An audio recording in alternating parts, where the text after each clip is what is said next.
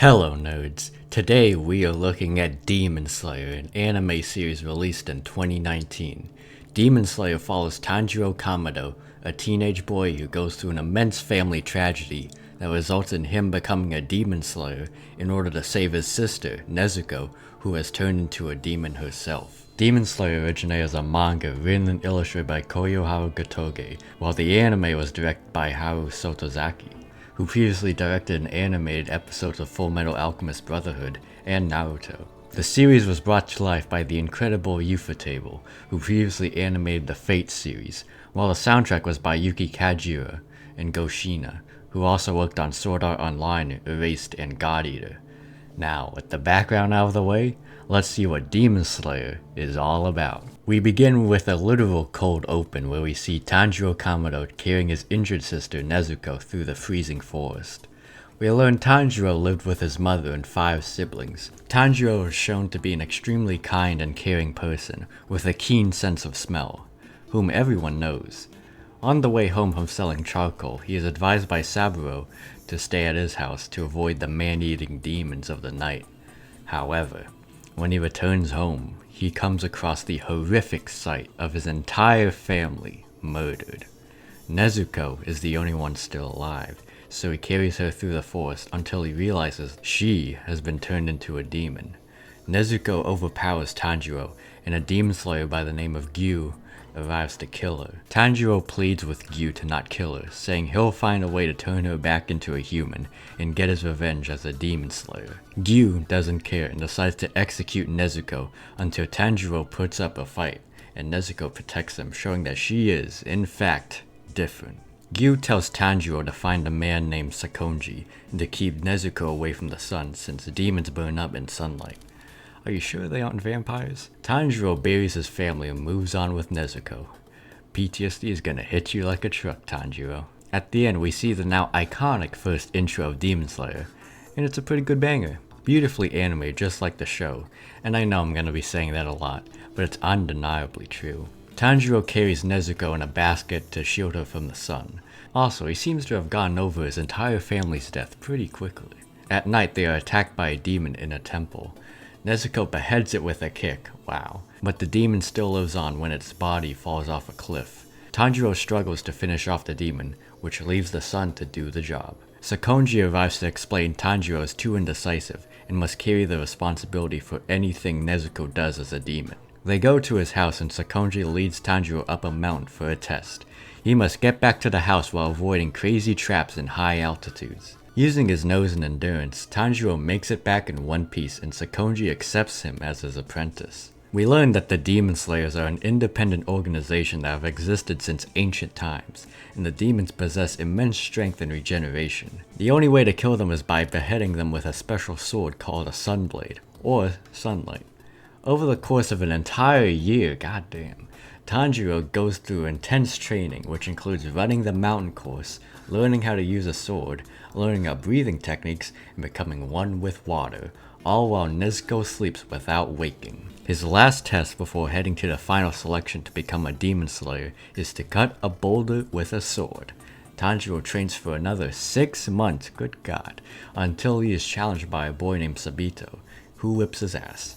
A girl named Makomo starts helping him train for another 6 months, while explaining how breathing techniques work by increasing the amount of oxygen in your blood, which strengthens your body to the point of a demon. Tanjiro duels Sabito one last time and wins. Both Sabito and Makomo fade away as Tanjiro realizes he has cut the boulder in half. Sakonji sees his progress and sends Tanjiro off to the final selection, praying for his survival. We learn that Sabito and Makomo are deceased disciples of Sakonji, so how they were able to fully interact with Tanjiro, I don't know. The final selection is on a mountain surrounded by wisteria trees, a demon repellent. Bruh, they should plant these trees everywhere they can. The contestants will have to survive for a week on the mountain with demons. Tanjiro gets into his first demon fight with 2 of them, and he succeeds. However, he comes across a giant deformed demon, which gives him a true challenge. Tanjiro learns from the demon that Sakonji captured him, and he has made sure to kill every one of his disciples ever since, including Sabito and Makomo. This enrages Tanjiro and gives him the motivation and power to decapitate the giant demon. The best episode so far. As the demon fades away, Tanjiro senses great sorrow coming from him and prays for a better life for him. 7 days pass and only 4 contestants survived. They are given uniforms, a crow for communication, and ore for their swords. Tanjiro returns home to find Nezuko awake. She was asleep for 2 years to regain her strength instead of consuming blood. Sakonji warns Tanjiro about demons who use blood demon arts, which grant them special abilities. Tanjiro is eventually delivered his Sunblade, which turns a unique black for him. His crow, which talks apparently, sends him on his first mission to find a demon that is abducting young girls. Tanjiro heads to the village to hunt the demon while carrying Nezuko in a new wooden box. With the help of Kazumi, whose fiancé was taken, Tanjiro follows the scent of the demon. At night, it attempts to abduct another teenage girl, but Tanjiro runs to save her from the demon. This special demon comes out of its swamp realm through holes it creates. It is also split into 3 bodies. Tanjiro remembers Sakonji told him about his true enemy, the only demon able to create demons out of humans, the original demon, Muzan Kibutsuji. The swamp demon's lust for young girls enrages Tanjiro, and Nezuko joins the fight. Sakonji put her under hypnotic suggestion to protect all humans and to kill all demons. Tanjiro enters the swamp realm to battle 2 of its bodies, and he manages to take them out due to his techniques having an advantage underwater. Tanjiro saves his sister from the last body and corners it, demanding to know about Muzan. The swamp demon is overcome with fear and refuses to talk, leaving Tanjiro with no other choice but to kill it. He consults Kazumi as he heads to his next mission to find a demon in Tokyo, where this rural boy is overwhelmed by the big city. However, he is sent into a panic as he smells the scent that he couldn't forget. The scent of Muzan, whom he finds in the city with a human wife and child to his horror. Muzan pretends to be a human and dismisses Tanjiro as he turns an innocent passerby into a demon with just his claws. Pretty intimidating. The best episode so far. Tanjiro subdues the man-turned-demon as he vows to take down Muzan one way or another. He is confronted by 2 people who offer him help, except these 2 are demons. Muzan heads down an alleyway and obliterates 2 men while injecting so much of his blood into this lady that she turns into that. Muzan continues to be a menace as he sends 2 of his goons after Tanjiro. Tanjiro and Nezuko are led to a hidden house where Lady Tamayo, a demon doctor, treats the wounded woman and locks the new demon in an underground cell. She managed to lift Muzan's curse from her and also turn Yushiro, her apprentice, into a demon herself. She tells Tanjiro that there is a method to turn demons back into humans, but she has yet to discover it. She asks Tanjiro if she can study Nezuko's blood and also retrieve the blood from a high-level demon to study as well. Speaking of which, Muzan's goons, the Tamari and Arrow demons, have arrived. The Tamaris destroy the house and they are moving in unpredictably deadly patterns due to being controlled by the arrow demon. Yushiro shares his vision with Tanjiro to allow him to see and dodge the arrows. Tanjiro sends Nezuko after the arrow demon as he focuses on the Tamari demon and manages to cut off her many arms. These 2 demons are from the 12 blood moons, which means they served Muzan directly and are extremely powerful, so extracting their blood would be quite useful. But easier said than done. They switch opponents and Tanjiro gets thrown around like a pinball by the arrow demon, and Nezuko gets her leg taken off by the Tamari demon. Then, Tanjiro locks in and envelops the arrows in his swing to decapitate the arrow demon. As a last attempt to kill Tanjiro, the arrow demon uses his remaining strength to throw him around again, which causes Tanjiro to use his techniques in succession to limit his injuries. Nezuko regains her strength and then some, beginning the most intense round of soccer practice with the Tamari demon. Tamayo uses her blood arts to manipulate the Tamari demon into saying Muzan's name, which causes his curse to activate and her body to attack itself in brutal fashion. God damn. Turns out they weren't part of the 12 blood moons, but Tamayo still extracts their blood. She offers to take care of and protect Nezuko after Nezuko shows love towards them. Tanjiro thanks them for the offer, but he does not want to be separated from his family ever again. Tanjiro heads to his next mission with Nezuko, where he finds an annoying brat being a creep. It's the scared yellow-haired guy from the final selection named Zenitsu, and he is very, very annoying as he screams and cries at everything. He, unfortunately, is tagging along with Tanjiro to their next mission at a mansion. 2 scared kids are outside and their brother was taken by a demon. Tanjiro enters the mansion dragging Zenitsu after they witness a body being thrown out of it. The two scared kids enter the mansion, and one beat of a drum later, they are separated. The mansion transforms due to a demon with drums on its body, changing the mansion with each strike. Zenitsu and the boy come across a crazed man wearing a boar head, and he eventually comes across Tanjiro and the demon. The boar dude doesn't seem concerned with who he's fighting, so he attacks Tanjiro as well as the demon despite having sunblades. He just fights for the love of it. I respect that. Tanjiro guides the girl away and eventually comes across her brother with a drum. Zenitsu and the boy come across another demon with a gross tongue that scares Zenitsu so much that he falls asleep. But luckily for everyone, that is when he enters his serious Ultra Instinct mode and beheads the demon in a flash. It's revealed that the drum demon was a former Blood Moon, so not your average demon. The kid's brother is a rare blood human, which means he alone is a feast for demons. The demons were fighting over who would eat him, which allowed him to escape with the drum. Tanjiro ensures their safety and begins to fight the drum demon, using his water-breathing techniques to push past the injuries and pain he is feeling. Tanjiro continues to get thrown around by the rotating room, and we learn that the drum demon once aspired to be a music writer, but got swatted down by those around him. Tanjiro locks in using his beautiful water-breathing technique to adapt to the changing room, and decapitate the drum demon. Tanjiro compliments the demon's blood arts, giving him one fan before he is sent to the afterlife. Still a bloodthirsty monster though. Tanjiro rescues the kids and comes outside to see Zenitsu protecting Nezuko's box from the Boar Man. Both Zenitsu and the Boar Man escape the mansion, but the Boar Man sensed that there was a demon inside the box. Zenitsu, despite knowing that too due to his sense of hearing, trusts Tanjiro enough to protect something so important to him, getting beat up in the process. Tanjiro stops the Boar Man and they get into a full-blown fist fight despite both of them being quite injured.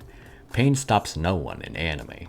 It ends with Tanjiro using his titanium forehead to unmask the Boar Man, who is named Inosuke. Inosuke also suffers a bit of brain damage from that headbutt. They bury the bodies from inside the mansion, the siblings are reunited, and the trio heads to the house with the Wisteria family crest to be taken care of. While they are in bed, Nezuko comes out of her box and Zenitsu goes ballistic again. My ears are in hell. The trio is fully healed and they head to Mount Natagumo for their next mission. Tanjiro and Inosuke enter the forest and Zenitsu stays behind because, surprise surprise, he's scared. They find a bunch of demon slayers along with threads of spider silk. Those threads are being used by a spider demon to puppet the fallen demon slayers and have them fight each other. Zenitsu decides to head into the forest because Nezuko is with Tanjiro and he is a Nezuko simp. As if it couldn't get any worse. Tanjiro and Inosuke fight back by slicing the threads, but they are confronted by another spider demon, a boy named Rui, who refers to the other demon as Mother. Inosuke uses his breathing technique to locate said Mother demon. As they head towards the Mother demon, who is fearful of the Father demon's wrath, they are confronted by more demon slayers who beg to be mercy killed after their bodies have been completely destroyed from being pulled by the threads. Pretty damn dark. Tanjiro and Inosuke can't bring themselves to kill them. Oh sorry, just Tanjiro can't bring himself to kill them, so they decide to tangle them up in the trees, making them useless. But since they are useless, the Mother Demon snaps all of their necks. They go further and once again are confronted, this time by a giant headless demon puppet, which they manage to take down using teamwork. Inosuke then boosts Tanjiro into the sky and towards the Mother Demon, giving her a peaceful death to counter the pain she experienced in her demon life. Beautifully shown. But still a bloodthirsty monster though. Zenitsu encounters a big creepy ass spider with a humanish head, and then runs into a giant spider demon that turns humans into his spider minions. I will happily give Zenitsu a pass for being scared shitless, since I would fare much worse. It turns out Zenitsu has been infected with the spider's venom, which means he is going to turn into a spider after a very painful and slow death. While cowering in the trees, Zenitsu remembers his master's training, how he was struck by lightning, and how he was told to master a single move. Everyone around him never gave him a chance due to his fear, cowardness, and failures, except for his master, or Gramps, who, despite being harsh, never gave up on Zenitsu. And Zenitsu shows what he has learned in his mastered thunder-breathing technique, to behead the giant spider demon in a flash. He lies on the top of its nest, slowing the venom with his breathing, holding out for hope. Meanwhile, Tanjiro and Inosuke encounter the daughter spider demon, who summons the father to fight for their family. A Zenitsu-focused episode sounds painful at first, but it defied all odds and became the best episode so far. Despite still finding him annoying, I can respect that he is more than what meets the eye, and I appreciate the development he showed here. Gyu, the water Hashira, and Shinobu, the insect Hashira, arrive at Mount Natagumo to help out the other demon slayers. Tanjiro and Inosuke continue to fight the father in the river until Tanjiro gets flung all the way back into the forest. Tanjiro witnesses Rui abusing his sister, and he correctly points out that their family bond is fake since it's held together through terror instead of love. Damn, sibling and domestic abuse in Demon Slayer? Inosuke pushes through the pain to face the father alone, which does not end well for him. Before his head gets used like a stress ball, Gyu comes in to save him and take out the father with little effort. The power of a Hashira, huh? Shinobu finds Zenitsu clinging to life and injects an antidote into him, saving his life. Tanjiro struggles against Rui as he dodges tons of razor-sharp webs. Rui decides to end the fight, but Nezuko escapes the box and blocks the webs with her body, severely slicing her body up. Rui, after witnessing what a true family bond looks like, salivates at having it. At having Nezuko as his little sister, and sparing Tanjiro in return. Tanjiro staunchly refuses, but that means he'll have to face the full wrath of a blood moon. Rui strings Nezuko up in the sky with webs deep in her flesh, and then begins throwing hands with Tanjiro, showing how durable his body is to demoralize him further. The tension and stakes are high, as Tanjiro uses his water breathing techniques to finally cut through the web, which leads Rui to go all out and Tanjiro to remember a crucial detail about his family. His family is linked with fire. Specifically, his late father used a special technique to enhance his body to its limits in order to dance endlessly for the fire god. And it is that knowledge, alongside Tanjiro's determination, gorgeous music, and stunning animation, that creates the scene that made Demon Slayer famous.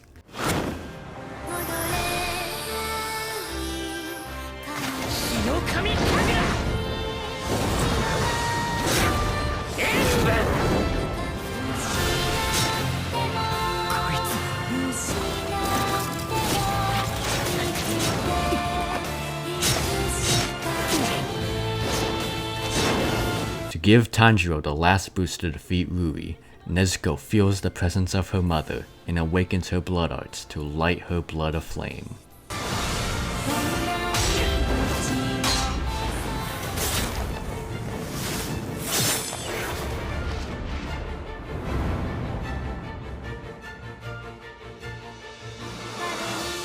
Yep, that was epic.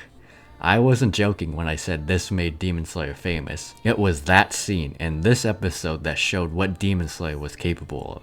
Some of the best action animation has ever seen, and if it wasn't apparent before, it is now. Demon Slayer is getting the golden treatment from Ufotable. The best episode so far, no doubt. Tanjiro crawls towards Nezuko, but it seems Rui isn't finished. It turns out he manually decapitated himself before the sword could do it, resulting in his regeneration. I don't like this, especially since Gyu shows up right on time and saves Tanjiro by walking up to Rui and decapitating him. Bruh. Why couldn't Tanjiro be the one to actually kill Rui in his epic blaze of glory? While this doesn't ruin that moment, it lessens the impact since all that epicness and willpower were essentially for nothing. We then see how the sister was inducted into the Spider family by Rui, and how she was so loyal that she sold out her other sister to Rui after planning to escape. Shinobu shows up and plays with her food for a bit before slicing the sister up with her Wisteria poison blade, resulting in a painful death. How lovely. We learn Rui created this fake family in order to try to remember his human life. In said human life, he was a weak boy until Muzan arrived and promised him a strong body in the form of demonhood, which, of course, resulted in him killing his entire family due to his bloodlust. He is sent to hell where he belongs, but at least his family is going with him. What a bond. I would have preferred if we got all this characterization and background on our villain before he became a pile of dust, but at least we still got it.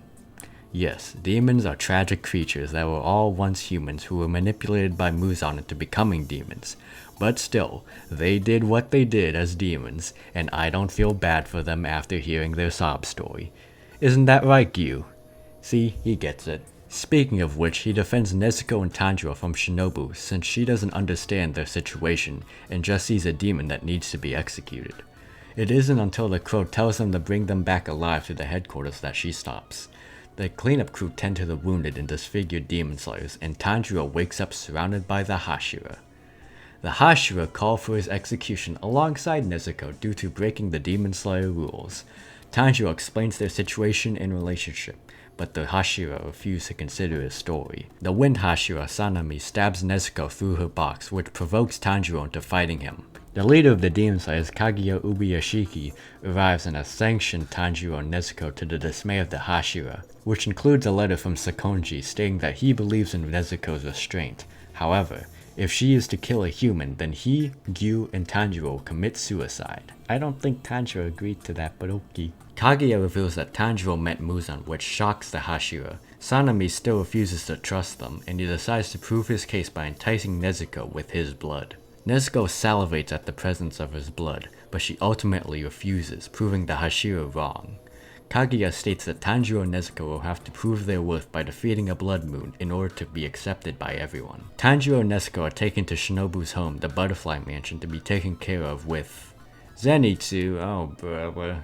The Hashira continues their meeting, discussing the less than ideal skill of the new Demon Slayers, along with Muzan's various diversions. Despite that, Kaguya remains hopeful that the Hashira and the rest of the Demon Slayers will be successful in taking down Muzan. In the meantime, Tanjiro, Zenitsu, and Inosuke begin their recovery and rehabilitation training, and Zenitsu continues to go ballistic. Tanjiro is challenged to maintain his breathing technique at all times, even when he sleeps, something all high-level Demon Slayers can do. While practicing his breathing, he chats with Shinobu and she tells him about her older sister who was killed by a demon and had similar sympathies to them as Tanjiro does. She tells him to protect Nezuko until the end. As Tanjiro progresses in his training, it encourages Zenitsu and Inosuke to join him as to not be left behind. Kanao, Shinobu's protege, remembers her past of abuse and poverty, until eventually Shinobu and her sister rescued her from that life, into one where she can have more control over her decisions. Tanjiro and Inosuke get new swords and Tanjiro completes his training and is ready for his next mission. On a train, we see a new demon feeding on humans. Muzan gathers the 6 lower blood moons together, and it is not a happy meeting. He is disappointed in their performance compared to the upper moons, and he starts brutally executing each of them, disbanding the lower moons. I don't know why exactly, even if they are weak in comparison, they are still obstacles for the Demon Slayers. I mean, look at how much it took to take Rui out. He spares Lower Moon 1 Enmu due to his final words striking Muzan in the right place. He is granted more of Muzan's blood and he is tasked to kill the Hashira, and Tanjiro specifically. Before the trio leaves, Tanjiro talks with Kanao for the first time and convinces her to listen to her heart and have free will instead of being Two-Face. Tanjiro, Inosuke, and Zenitsu are sent to help the Flame Hashira Kyojiro on the Mugen train, where Enmu waits to make his next move. A decent season finale to wrap up the season and set up the next arc. Well, with that being said, we have covered the entirety of Demon Slayer Season 1, and it was pretty cool. To get the obvious out of the way, the animation is top tier. What more can be said? The use of CG alongside 2D is something Demon Slayer has nailed down to great effect, giving such dynamic action and fighting sequences, complemented by vibrant colors, passionate voice acting, and beautiful music. As for a story, it's simple, but it works. It's not anything to go crazy about. It's the typical shonen story of defeating all the bad guys and getting revenge, along with all the wackiness that follows. This applies to the characters as well. Not complicated, but given the time to be fleshed out, even if it's not in the cleanest or most unique way. It's better than not being characterized at all. The comedy is fine, for the most part, and the characters are fun to watch with the exception of one. And the villains are built up and defeated through incredible determination and strength. Nothing comes easy, and the characters have to work and bleed for their victories. A critique that I have is that this show might be too lighthearted during the down moments. Like, these characters are going through some seriously traumatic events in the show, with death and despair all around them, but it doesn't seem to affect them that much, if at all. But yeah, overall, a good season for a shonen anime, heightened by S-tier production.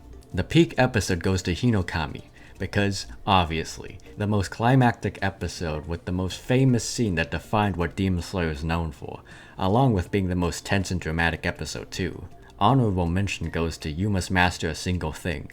Yes, I know, the Zenitsu episode, shocking, Probably because it actually fleshes his character out and makes him more than just the loud, scared, and annoying guy. The weak episode will go to Tazumi Mansion for being the other Zenitsu episode, the one where he is nothing but the loud, scared, and annoying guy. And there you go, Demon Slayer Season 1 was released in 2019 and cemented itself as one of the most popular anime of the modern era. It has spawned more seasons and movies that continue the story, and we will see how Ufotable continues to expand Demon Slayer into something even greater. And as always, thanks for watching. The leader of the Demon Slayer is Kaguya Ubashak. The leader of the Demon Slayer is Kaguya Ubayashi. The leader of the Demon Slayer is Kaguya. The leader of the Demon Slayer is Kaguya Ubayashi. The leader of the Demon Slayer is Kaguya Ubuyushi. The leader of the Demon Slayer is Kaguya Ubuyusha. Oh my god.